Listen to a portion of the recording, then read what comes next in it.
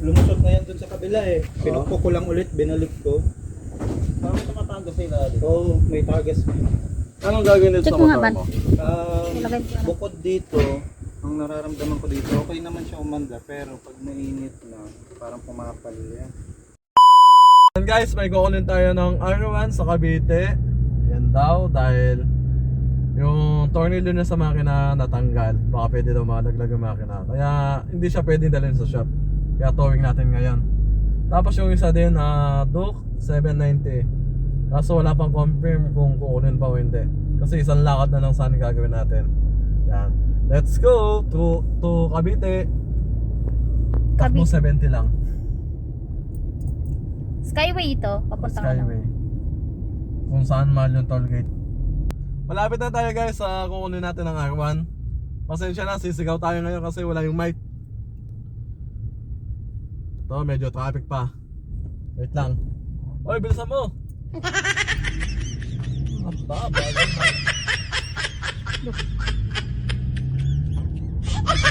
Bagal mo eh. Uy! Wait lang, kasya ba dito? Lit. Lit! Kasya ba yan? Wait lang, tawagan natin muna ng customer. Di kasya, Ban. Tulog na natin sa matras. Di kasya. Laki niya no? Kasi yan. Wala sa Bicol nga, sigip-sigip dun. Hindi, klaro natin muna yung mayaki. Yan guys, nandito na tayo. Pasok na tayo sa loob. Kasya dyan? Kasya daw, malaki daw sa loob. Ah. Malaki daw sabi eh.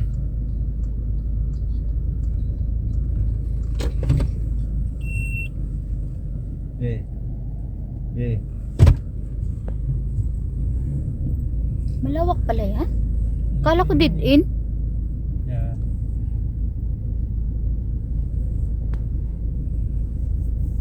Tinitigan ko. Nilapitan ko. Ayun, ang sikip ng Ah, bahay. may mga jeep. Tignan mo dyan ha. Wala, malayo. Layo si Gasgas. Uy.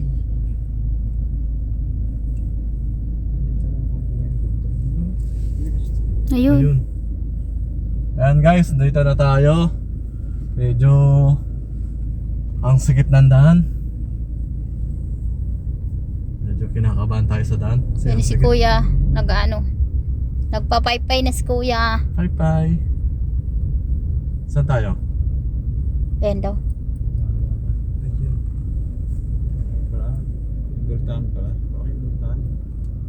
Bye bye. Iwanan natin si Kuya.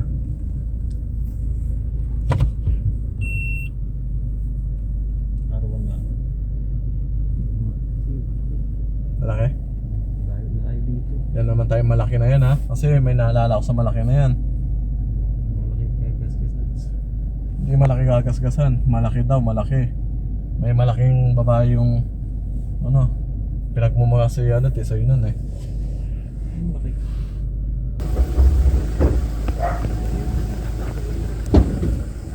Nangyari dyan?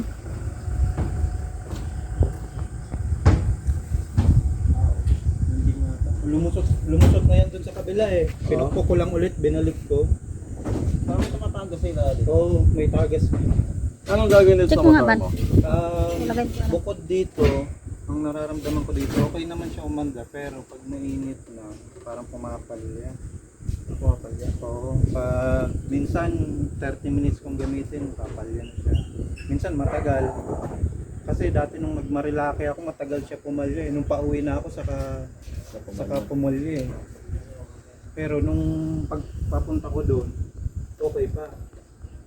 Ayan, pumapal yan siya, parang Check na lang mo. oo. Check nyo na lang. Mas 55 ata, 54. 2004 to. Wala pa yata fully maintenance.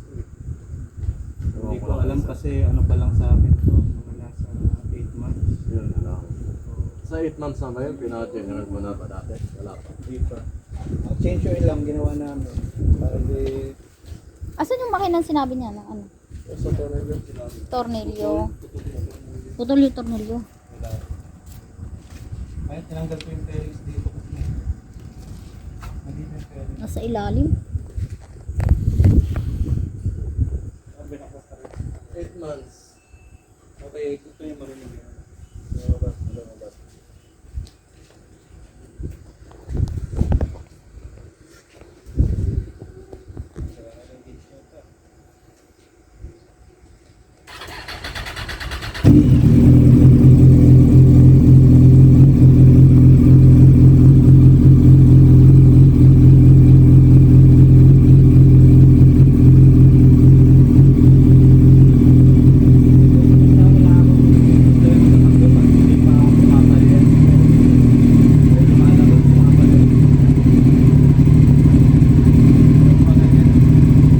Mas mataba pa dyan yung bilog niya.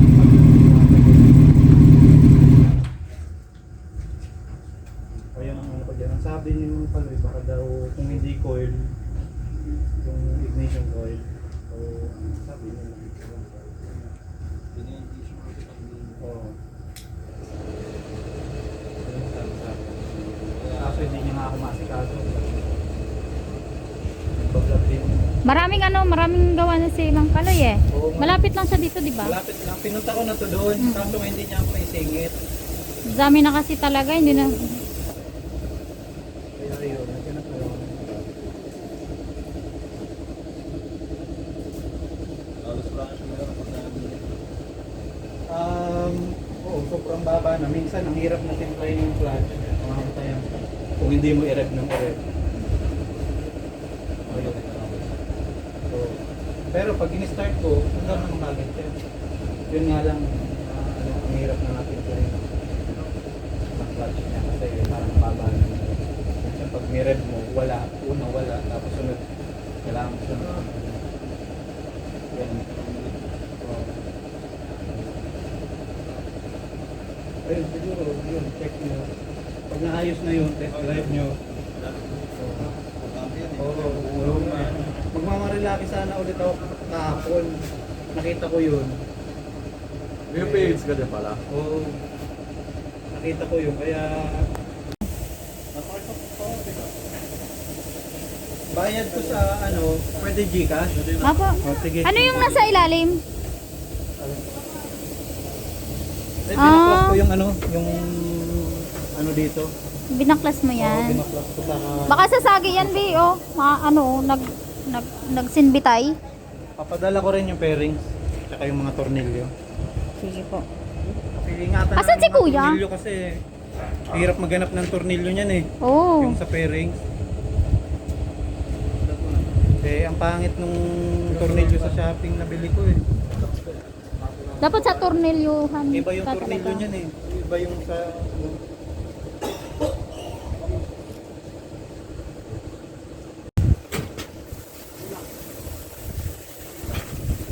Kailangan ng buwelo.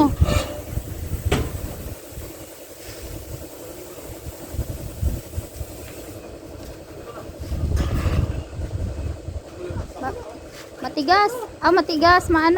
Mabigat.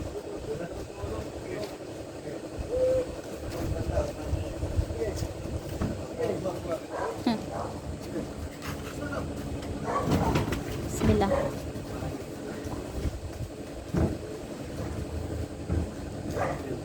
Thank you po. Thank you, Kuya. papadala ko rin yung pairings. Gili natin niya. Ganyan na. Ganun na lang.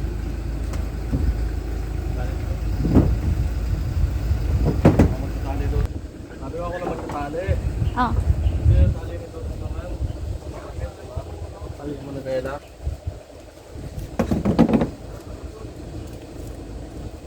Dito muna, dito na mga sunod. Sira. Ting, anong gagawin dyan, Ban? Dami. Check. Ngayon mo na yung mga inat sila. Konjado daw eh. Namamali.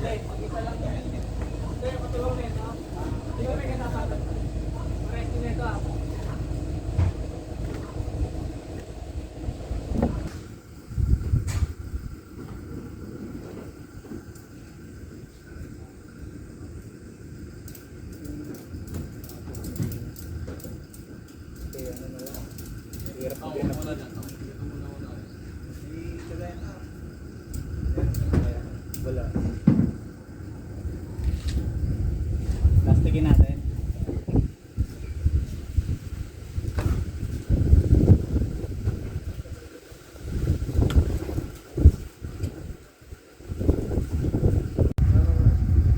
Babalik sa standard yung ano. Ditch.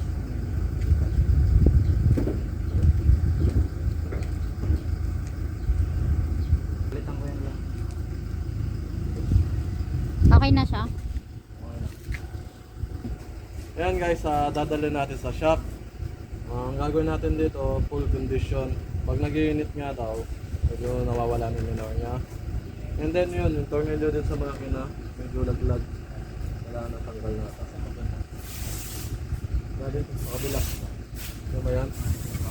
Oo nga, patol. Papaltambang ko yan. Yan. Kung ano mang gagawin daw dito, okay na. Kondisyon na lang. Tapos to. Wala na, Anong pwede. suggest mo dyan, Ban? Anong suggest mo dyan? Anong suggest mo dyan? Dapat gawin. Original to boss. Wala akong Picture Xerox na, picture lang na po. Pwede picture na lang namin. Hey guys, dito na tayo sa sa shop Caloocan. Dumating na tayo. Yan. Bababa natin yung